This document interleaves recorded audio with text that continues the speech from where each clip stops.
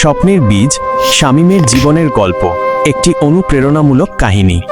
গল্পটা আমাদের শামীমকে নিয়ে, যার জীবন ছিল ছোট এক চারাগাছের মতো। তার জন্ম হয়েছিল শহরের এক কোণায়, যেখানে আলো ছায়ার খেলা ছিল সামান্যই। শামীম ছোটবেলা থেকেই একটু অন্যরকম ছিল। সে বইয়ের পাতা উল্টাতে যতটা ভালোবাসত, ততটা ভালোবাসত না খেলার মাঠে ছুটতে। তার বন্ধুরা যখন ক্রিকেট নিয়ে ব্যস্ত, শামীম তখন একমনে একটা পুরনো ডায়েরিতে নিজের কল্পনার জগৎ আঁকত। তার বাবা ছিলেন একজন সাধারণ স্কুল শিক্ষক, যিনি বুঝতেন যে তার ছেলে বড় কিছু স্বপ্ন দেখে। প্রথম পথ চলা। মাধ্যমিকের পর শামীমের জীবনে আসে প্রথম ধাক্কা। তার বাবা গুরুতর অসুস্থ হয়ে পড়লেন। সংসারের দায়িত্ব তখন শামীমের কাঁধে। সে পড়াশোনার পাশাপাশি একটা ছোটখাটো কাজ শুরু করলো। দিনের বেলা কলেজে ক্লাস, আর সন্ধ্যার পর একটি ছোট প্রকাশনা সংস্থায় প্রুফ রিডিংয়ের কাজ।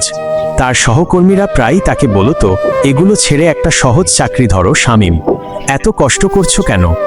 কিন্তু শামীম জানত, সহজ পথ তার জন্য নয়। তার চোখে ছিল এক অন্যরকম জেদ। এই সময়টায় সে তার বাবার কাছ থেকে একটি জিনিস শিখেছিল, কষ্টই হলো সবচেয়ে ভালো শিক্ষক। মোর পরিবর্তন। শামীম সবসময় প্রযুক্তির প্রতি আগ্রহী ছিল। প্রুফ রিডিংয়ের ফাঁকে ফাঁকে সে অনলাইন কোর্স করে গ্রাফিক্স ডিজাইনিং এবং ভিডিও এডিটিং শিখতে শুরু করলো।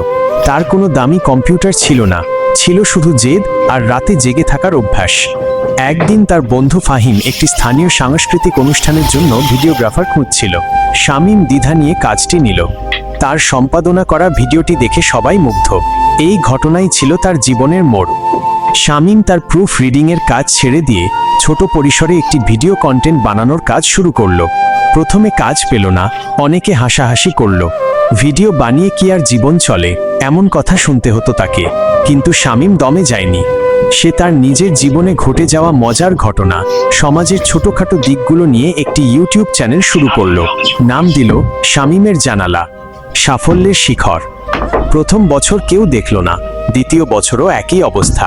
কিন্তু শামীম প্রতিদিন একটি করে ভিডিও দিত, যা তার সাধ্যের মধ্যে ছিল।